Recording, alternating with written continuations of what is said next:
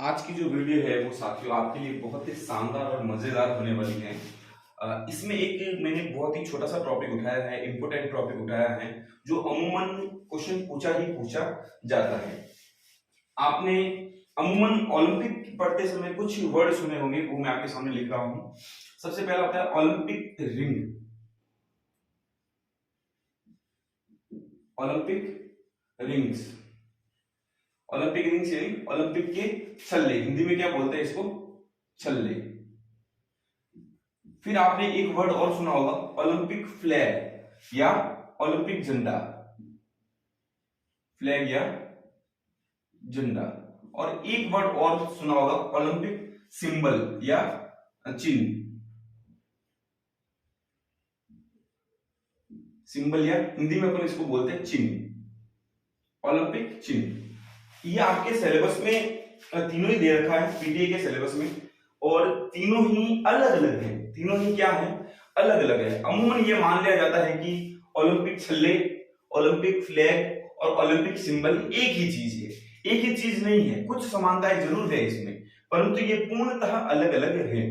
तो सबसे पहले अपन स्टार्ट करते हैं ओलंपिक रिंग्स से। कहां से स्टार्ट करते हैं? ओलंपिक रिंग से, ओलंपिक छल्लों से स्टार्ट करते हैं। ओलंपिक छल्ले जब हम पढ़ते हैं तो हम क्या पढ़ते हैं कि कुछ इस प्रकार से 5 छल्ले होते हैं। 1 2 3 4 और ये 5। इस प्रकार से 5 छल्ले होते हैं। तो ओलंपिक छल्लों की संख्या कितनी होती है? 5 होती है। कितनी होती है? 5 होती है। फिर इन पांचों का कलर भी अलग अलग होता है। पांचों का कलर भी अलग अलग होता है। सबसे पहले होता है नीला। क्या होता है? नीला यानी ब्लू। फिर होता है पीला यानी येलो। फिर होता है काला यानी ब्लैक। फिर होता है हरा यानी ग्रीन। और फिर लास्ट में होता है लाल यानी रेड। यानी हमारे पास 5 छल्ले हैं। कितने छल्ले हैं? 5 छल्ले हैं। ओलंपिक रिंग्स कितने होते हैं? 5 होते हैं। कलर का सीक्वेंस पूछे तो आपको याद रखना है, नीला, पीला, काला, हरा और लाल। ऊपर कितने छल्ले हैं? 3। नीचे कितने छल्ले हैं? 2। ऐसे कितने छल्ले हैं जो एक एक छल्ले से जुड़े हुए हैं? जैसे नीला छल्ला एक छल्ले से जुड़ा हुआ है, लाल छल्ला एक छल्ले से जुड़ा हुआ है। ऐसे कितने छल्ले हैं जो 2-2 छल्ले से जुड़े हुए हैं? जैसे पीला ये 2 छल्लों से जुड़ा हुआ है, काला 2 छल्लों से जुड़ा हुआ है, हरा 2 छल्लों से जुड़ा हुआ है। सबसे पहला छल्ला नीला, सबसे लास्ट छल्ला लाल। सबसे नीचे वाले दोनों छल्ले कौन से हैं? पीला और हरा। बीच में कौन सा छल्ला है? काला। ठीक है, काला टीका कहां लगाते हैं? बीच में। लास्ट में आदमी जब परेशान हो जाता है तो क्या हो जाता है? लाल हो जाता है। क्या हो जाता है? लाल। ये याद करने का तरीका देखिए, वर्ड क्या आ रहा है? नीला, पीला, काला, फिर हरा और लाल। इन तीनों में लाल आ रहा है। पीछे क्या आ रहा है? लाल लाल लाल। और लास्ट में लाल तो होना ही है। लास्ट में व्यक्ति थक हार के क्या हो जाता है? लाल हो जाता है। ठीक है, तो ये क्या है? ये है ओलंपिक छल्ले। संख्या कितनी है? 5। अलग अलग कलर है इनके। ठीक है, अब ये अलग अलग कलर अलग अलग महाद्वीप के प्रतीक है। अलग अलग महाद्वीप के प्रतीक है। तो नीला कलर कौन से महाद्वीप का प्रतीक है? तो नीला कलर प्रतीक है यूरोप का। किसका प्रतीक है? यूरोप का। ठीक है, फिर पीला कलर किसका प्रतीक है? एशिया का। किसका है? एशिया महाद्वीप का। काला कलर अफ्रीका का। किसका प्रतीक है? अफ्रीका महाद्वीप का। ठीक है, हरा कलर किसका प्रतीक है? हरा कलर प्रतीक है ऑस्ट्रेलिया का। किसका? ऑस्ट्रेलिया का, या फिर आशियानिया भी कह सकते हैं।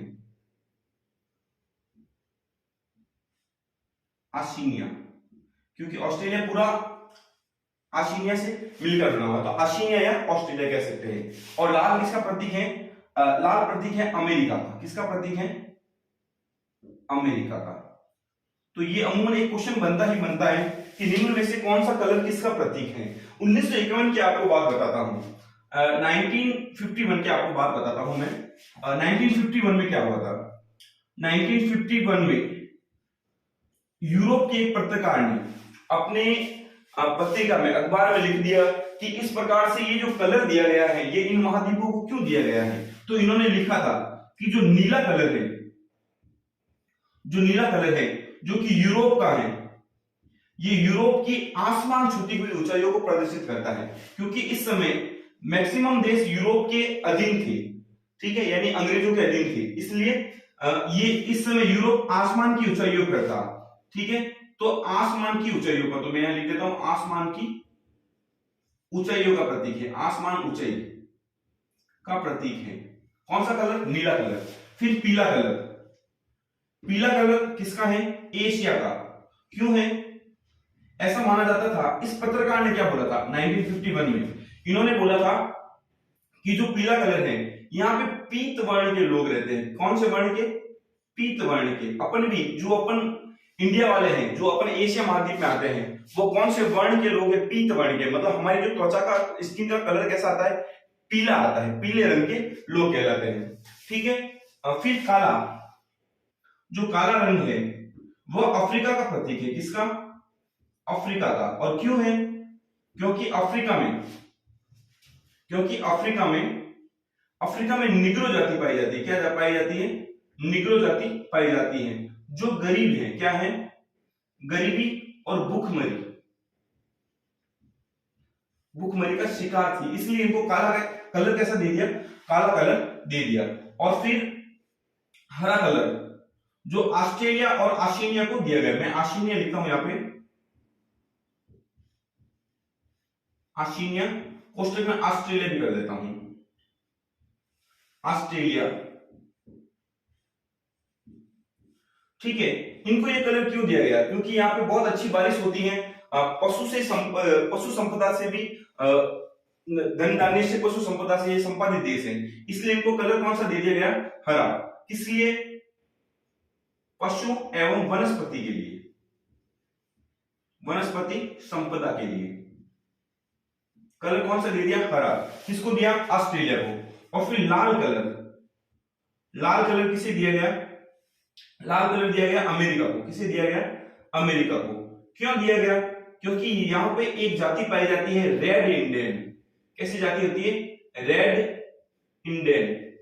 इस प्रजाति के लोग यहाँ पे पाए जाते हैं। रेड इंडियन अपन देखते हैं कि जो फॉरेनर्स घूमने आते हैं उसमें दो तरह के होते हैं, एक तो बिल्कुल व्हाइट एंड व्हाइट होते हैं, वो तो ब्रिटेन यूरोप वाले देशों से आते हैं, और एक एकदम रेड आते हैं, अपन लाल बम्ब बोलते हैं, मतलब एकदम रेड है, उनकी स्किन फुल रेड होती है, तो वह अपन अमेरिका के होते हैं। वो कहाँ के होते हैं, अमेरिका के। तो अमेरिका में लाल कलर क्यों, रेड इंडियन प्रजाति के कारण। हरा कलर ऑस्ट्रेलिया को क्यों, पशु संपदा और वनस्पति के कारण। फिर काला कलर अफ्रीका को क्यों, निग्रो जाति, गरीबी और भुखमरी के कारण। पीला कलर एशिया को क्यों, क्योंकि यहाँ पे पीत वर्ण के लोग होते हैं। और नीला कलर यूरोप को क्यों, क्योंकि ये आसमान की ऊंचाइयों को छू रहा था। उस समय मैक्सिमम देश यूरोप के यानी ब्रिटेन के अधीन थे, इसलिए ये कलर दिए गए। ये घोषणा किसने की, 1951 में एक पत्रकार ने अपने अखबार में की। परंतु जो आईओसी है, कौन है, आईओसी, इंटरनेशनल ओलंपिक कमेटी, इसने इस बात को, इस तथ्य को गलत साबित कर दिया। इस पत्रकार की बात को बिल्कुल गलत साबित कर दिया, और इन्होंने बताया कि ये जो छल्ले ओलंपिक प्रारंभ के कुछ समय, आधुनिक ओलंपिक प्रारंभ के कुछ समय बाद बनाए गए, इनका इनसे कोई भी लेना देना नहीं है। इस बात की जो प्रमाणिक पुष्टि की, ये इन्होंने अपनी एक बुक के अंदर की थी। आईओसी की एक जो मैनुअल बुक छपती है, जो जनरल की भी हर साल पब्लिश होती है, उस बुक के अंदर इस प्रकार की आधिकारिक घोषणा की कि इस प्रकार का कोई लेना देना नहीं है। हालांकि ये जो कलर है ये इन महाद्वीपों को प्रेजेंट करते हैं, परंतु इस प्रकार से इनका कोई लेना देना नहीं है। अफ्रीका में काले लोग होते हैं, तो रंग भेद नीति का भी इन्होंने विरोध किया था कि नहीं, इस प्रकार की ओलंपिक कमेटी के मन में किसी प्रकार का विचार नहीं है। तो ये आपके थे ओलंपिक छल्ले। क्या थे, ओलंपिक छल्ले। उम्मीद करता हूं यहां तक आपको आसानी से समझ में आया होगा। इनका क्रम भी आपको याद हुआ होगा। कई बार सीधा एग्जाम में इनका क्रम पूछा जाता है, नीला, पीला, काला, हरा, लाल, ये एकदम सही क्रम है, ठीक है। और इसको इसी क्रम में आपको याद रखना है। और ये कौन से महाद्वीप है, इनको कौन से महाद्वीप रिप्रेजेंट करते हैं, ठीक है। इसके आगे अपन आपको पढ़ाते हैं फ्लैग। क्या पढ़ाते हैं, फ्लैग। तो फ्लैग के बारे में कुछ बातें आपको बता देते हैं। फ्लैग किस प्रकार से होता है, ये फ्लैग मान लीजिए, ये ओलंपिक का फ्लैग है, ठीक है, ये ओलंपिक का फ्लैग है। इस फ्लैग में भी 5 छल्ले होते हैं, ये बिल्कुल छल्ले फ्लैग के अंदर भी आ जाएंगे, ये पांचों के पांचों छल्ले आ गए, यही इन्हीं कलर में आ जाएंगे, बिल्कुल ये कलर, इन चिन्हों को उठाकर सीधा फ्लैग में रख दिया गया। अब ये कब स्टार्ट हुआ, कैसे स्टार्ट हुआ, उसको समझिए। सबसे पहले 1912 के अंदर, कब, 1912 के अंदर पियरो डी कुबर्टिन ने, पियरो डी कुबर्टिन ने इस ध्वज का निर्माण प्रारंभ किया। किसने प्रारंभ किया? पियरो डी कुबर्टिन ने ध्वज का निर्माण प्रारंभ किया। कब किया? 1912 में। बना कब, निर्माण कब पूरा हो गया? 1913 के अंदर इन्होंने बिल्कुल निर्माण कर दिया। किसका कर दिया? ध्वज का निर्माण कर दिया। कब किया? अगर क्वेश्चन पूछा जाए कि निर्माण कब प्रारंभ हुआ तो 1912 है, निर्माण कब पूरा हुआ, ध्वज कब बनकर तैयार हो गया तो 1913 में। किसने बनाया? पियरो डी कुबर्टिन ने। 1914 के अंदर इन्होंने उद्घाटन कर दिया। क्या कर दिया? 1914 के अंदर इस ध्वज का क्या कर दिया? उद्घाटन कर दिया। पहली बार जो आईओसी, इंटरनेशनल ओलंपिक कमेटी, जो मैंने आपको पुराने वीडियो में बता रखा है, इसके बारे में पूरी डिटेल, ल्यूसाइन स्विट्जरलैंड में स्थित है, इसके वर्तमान अध्यक्ष जो थॉमस बक है, और इसके और भी जो डिटेल थी वो मैंने आपको बता रखी है। तो आईओसी के मुख्यालय पर इसका उद्घाटन कर दिया, पहली बार इस ध्वज को फहरा दिया। अब ये क्वेश्चन पूछा जाए कि पहली बार कौन से ओलंपिक में फहराया गया, तो इसका आंसर होता है 1920। 1920 में एंटवर्प का ओलंपिक हुआ था। कहां पे हुआ था? एंटवर्प। एंटवर्प का ओलंपिक हुआ था बेल्जियम में। बेल्जियम देश है, यहाँ पे एंटवर्प ओलंपिक, एंटवर्प सिटी है, एंटवर्प में ओलंपिक हुआ था 1920 में। तो यहाँ पे पहली बार ध्वज को फहराया गया। तो इस प्रकार से क्वेश्चन पूछे जाते हैं। फिर ये क्वेश्चन भी पूछा जा सकता है कि 1916 में क्यों नहीं फहराया गया? 1916 का ओलंपिक हुआ था, कहां पे हुआ था? जर्मनी के अंदर, बर्लिन में। कहां पे? Berlin, Germany. यहां पे क्यों नहीं फहराया गया? क्योंकि ये ओलंपिक रद्द हो गया था। फर्स्ट विश्व युद्ध के कारण ये ओलंपिक क्या हो गया था? First world war, first world war के कारण ये ओलंपिक क्या हो गया था? रद्द हो गया था। इसलिए 1916 में नहीं फहराया गया। तो कब फहराया गया पहली बार? पहली बार 1920 के अंदर फहराया गया। कहां पे? एंटवर्प, बेल्जियम में। ठीक है। अब देखिए, जब ये ध्वज ओलंपिक में लगाया जाता है, जब ये ध्वज किसी भी ओलंपिक समारोह के अंदर लगाया जाता है, तो इसके राइट साइड में, कौन से साइड में? राइट साइड में, इधर की साइड में भी एक ध्वज होता है। वह कौन से देश का ध्वज होता है? समापन समारोह की बात कर रहे हैं अपन, तो कौन से देश का ध्वज होता है? तो जो राइट साइड होती है, राइट साइड होती है, राइट साइड में हमेशा आगामी ओलंपिक कौन से देश का होगा? आगामी ओलंपिक कौन से देश का होगा? ठीक है, आगामी ओलंपिक देश का ध्वज होता है। क्या होता है? आगामी ओलंपिक कहां पे होगा? उस देश का ध्वज कौन सी साइड में होता है? राइट साइड में होता है। और लेफ्ट साइड में कौन सा ध्वज होता है? लेफ्ट साइड में ध्वज होता है ग्रीस का। किस, कौन से देश का होता है? ग्रीस का। ग्रीस कह दो या यूनान कह दो, एक ही बात है। तो ग्रीस का ध्वज कौन सी साइड में होता है? लेफ्ट साइड में। कौन से साइड में होता है? लेफ्ट साइड में। कौन से देश का ध्वज होता है? ग्रीस देश का ध्वज होता है। राइट साइड में कौन से देश का ध्वज होता है? आगामी ओलंपिक कौन से देश में होगा, उस देश में, उस देश का ध्वज होता है। ठीक है, तो ये आपको याद रखनी मोटी मोटी बातें कि भाई ओलंपिक ध्वज का निर्माण कब प्रारंभ हुआ था? 1920 के अंदर। किसने किया था? पियरो डी कुबर्टिन ने। ओलंपिक ध्वज में किसके सिंबल होते हैं? भाई 5 छल्ले होते हैं ओलंपिक। अच्छा, इसमें एक चीज और है, ये जो कपड़ा होता है, ये कपड़ा, ध्वज का कपड़ा, ये हमेशा सफेद रंग का होता है। कौन सा रंग का होता है? सफेद रंग का। और कपड़ा भी हमेशा सिल्क का होता है। किसका? सिल्क। हिंदी में अपन बोलते हैं रेशम का। क्या होता है? रेशम का। ठीक है, तो ये सफेद जो कपड़ा होता है ये सिल्क या रेशम का होता है। और ये भाईचारा और सद्भाव दिखाता है। क्या दिखाता है? भाईचारा और सद्भाव दिखाता है। कौन सा रंग? सफेद रंग। तो यदि आपसे पूछे कि ओलंपिक ध्वज में रंग कितने होते हैं, तो आपको 6 रंग बताने हैं, 5 रंग नहीं बताने। छल्ले में तो 5 ही रंग होते हैं, परंतु ध्वज में एक रंग और होता है, सफेद रंग। ठीक है। और ये छल्ले किसका प्रतीक होते हैं? तो ये छल्ले महाद्वीप के प्रतीक होते हैं। ये जो महाद्वीप आपके सामने लिख रखे हैं। अगर आपसे पूछे कि ध्वज का निर्माण प्रारंभ कब हुआ था? 1912 में। किसने प्रारंभ किया था? पियरो डी कुबर्टिन ने, जिनको ओलंपिक का जन्मदाता या जनक भी कहा, आधुनिक ओलंपिक का जनक भी कहा जाता है। फिर निर्माण पूरा कब हुआ? 1913 में बन गया था। उद्घाटन कब हुआ? 1914 में। कहां पे हुआ? आईओसी जो इनका मुख्यालय है वहां पे फहराया गया था पहली बार 1914 में। फिर 1916 में यूज क्यों नहीं हुआ? क्योंकि 1916 में बर्लिन में जो ओलंपिक होने थे जर्मनी में, वहां पे फर्स्ट वर्ल्ड वॉर चल रहा था। फिर 1920 में पहली बार कहां पे फहराया गया था? एंटवर्प बेल्जियम में फहराया गया था। 1920 का जो ओलंपिक हुआ था एंटवर्प बेल्जियम, वहां पे फहराया गया था ओलंपिक ध्वज। ठीक है, तो यहाँ पे हमने रिंग पढ़ लिया है, फ्लैग पढ़ लिया है, अब सिंबल पढ़ना बाकी है। तो सिंबल में भी बिल्कुल नॉर्मल सी बात है कि जो ओलंपिक सिंबल होते हैं, ठीक है, ये सिंबल में क्या होता है कि ये छल्ले तो रहते ही रहते हैं।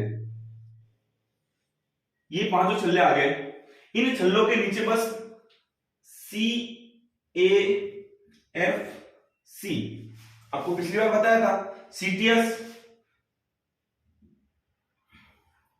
LTS, FORTIS और कम्युनिटर। ठीक है, CTS सबसे तेज, LTS सबसे ऊंचा, FORTIS सबसे शक्तिशाली और कम्युनिटर यानी साथ साथ। इस बार नया वर्ड कौन सा जोड़ा गया? कम्युनिटर। कौन सा वर्ड जोड़ा गया? कम्युनिटर। तो इस प्रकार से जब ओलंपिक सिंबल को बनाते हैं, चिन्ह को बनाते हैं, तो इस प्रकार से ये पांचों छल्ले बना के अलग अलग कलर के छल्ले बनाकर इनके नीचे ये वाक्य लिखा जाता है। इसको आदर्श वाक्य बोलते हैं, इसको बोलते हैं ओलंपिक मोटो। क्या बोलते हैं? ओलंपिक मोटो।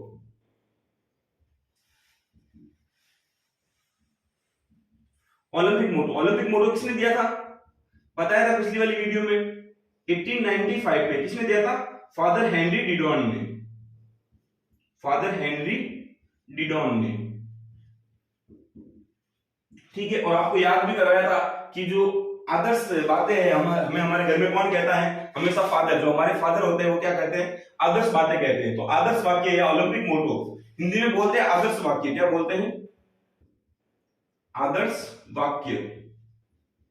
इंग्लिश में बोलते हैं ओलंपिक मोटो। तो ये किसने दिया था? फादर हेनरी डिडॉन ने दिया था। और फादर हेनरी डिडॉन ने ये तीन शब्द दिए थे, CAF से याद करते थे, CTS, LTS, FORTIS। और इस बार नया वर्ड कौन सा जुड़ा? 2020 ओलंपिक हुए थे टोक्यो जापान, जो कि 2021 में हुए थे, 23 जुलाई 2021 को उद्घाटन हुआ था जिनका। तो यहाँ पे नया वर्ड कौन सा जोड़ा गया? कम्युनिटर। कम्युनिटर का मतलब क्या होता है? टुगेदर, साथ साथ। ठीक है, तो इस प्रकार से इन सिंबल, इन रिंग्स के नीचे यदि ये आदर्श वाक्य लिखा हुआ है तो ये तो हो जाएगा चिन्ह। क्या हो जाएगा? चिन्ह। यदि ये फ्लैग है, अगर सफेद सिल्क का कपड़ा ले लिया, उसके ऊपर हमने 500 छल्ले लगा दिए, तो ये क्या हो जाएगा? फ्लैग बन जाएगा। ठीक है, और यदि रिंग्स, केवल रिंग्स की बात करें तो ये पांचों रिंग्स है जिनका अलग अलग कलर होता है। अब अलग अलग कलर का यूज क्यों नहीं किया? कलर पेन है हमारे पास में, सारे कलर के पेन है हमारे पास, रेड, ग्रीन, ब्लू, ठीक है, येलो भी है, ठीक है, पर इसका यूज क्यों नहीं किया? क्योंकि जब आप कॉपी में इनको लिखोगे तब आप अलग अलग पेन नहीं ला सकते हो। ठीक है, तो इसका जो सिंबल है वो मैं आपको जो YouTube पे जब भी डालूंगा इस वीडियो को, तो YouTube पे जो फ्रंट कवर होगा वहां पे इसका इमेज आपको मिल जाएगा। उम्मीद करता हूं कि यहाँ तक आपको समझ में आया होगा। ठीक है, बिल्कुल इजी है, यहाँ से एक क्वेश्चन पूछा जाता है, तो ये आपके लिए बहुत इंपॉर्टेंट बात भी होगी। प्लीज वीडियो को लाइक कीजिए, शेयर कीजिए, और पसंद आए तो कमेंट कीजिए। इसके अलावा आपको कौन से टॉपिक समझ में नहीं आ रहे हैं वो भी आप कमेंट में बता सकते हैं कि सर हमें वो टॉपिक करवाइए, आपको जरूर करवाया जाएगा नरपत सर की क्लास में।